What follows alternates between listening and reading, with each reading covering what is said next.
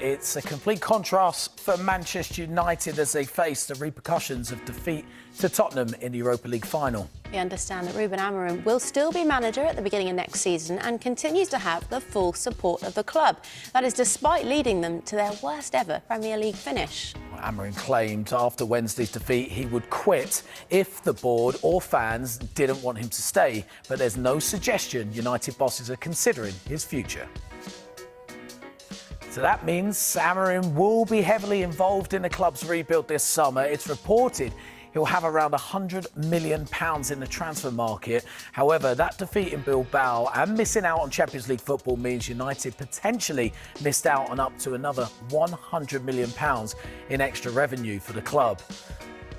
Now, with that, who could arrive at Old Trafford this summer? Now, earlier this week, we told you Wolves forward Matheus Cunha is expected to make the move, with United expected to pay his £62.5 million release clause.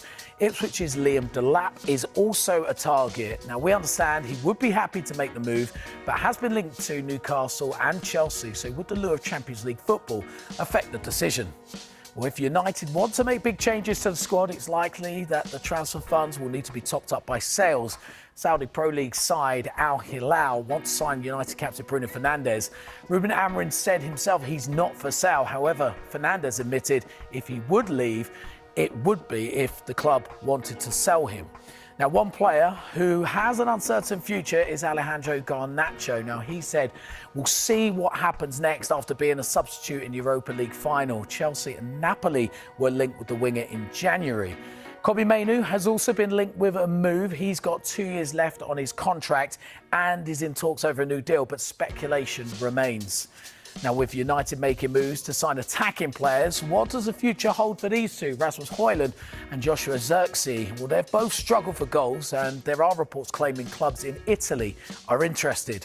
But the most likely players to be sold, though, are those out on loan right now. Now, Barcelona sporting director Deco says they like Marcus Rashford. Rashford will make a decision on his future at the end of the season, but wants to play Champions League football. And what about these two? Come up here. Now, Chelsea have an obligation to sign Jadon Sancho, but could pay £5 million for him to return to Manchester United instead, while Anthony has been in great form since joining Real Betis on loan. Christian Eriksen and Victor Lindelof, meanwhile, are expected to leave when their contracts expire next month. So a lot to consider for Sir Jim Ratcliffe as he oversees football operations at the club.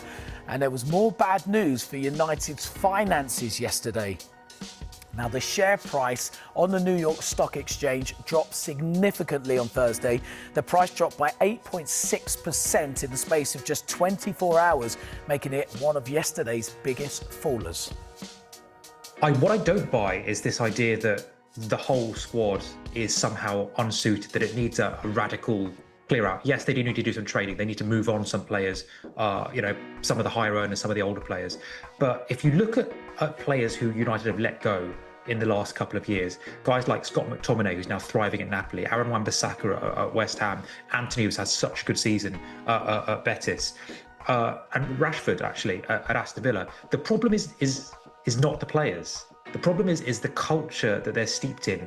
Something in that club is making them underperform, and that has to be cultural. And cultures take years to change. If we're being realistic about it, it's not like they're going to change the full starting 11. There's absolutely not the funds to do that for a start. I think there's quite a few players that either need to up their game or they need to be changed. They need some competition. Would Rasmus Højlund benefit from having someone like Liam Delap coming in and forcing him to fight for his place? I wouldn't expect there to be wholesale changes, but a lot of that will depend on how successful they are in managing to get players out. They've got this £100 million budget that they can spend, which should be able to get them their targets that they want in terms of Cunha, who should cost them around 63 million, and then Delap, if they could get him as well, that he would cost around 30, but then they can bolster that by sales. But like I said, historically in the last decade, they've not been very good at negotiating the best price for them players.